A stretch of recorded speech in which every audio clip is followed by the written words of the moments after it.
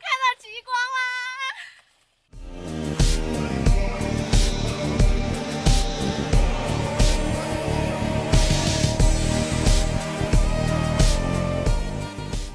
我觉得2个人真的要看一次极光一起，非常有纪念意义的一件事情，2个人一起去。因为极光是一个很不太常见的自然现象，就是在我们平凡人的生活中很难去触及到极光。你一定要去到一个特定的区域才可以看到极光。它是有一定的限制的，所以我们去一趟很难得。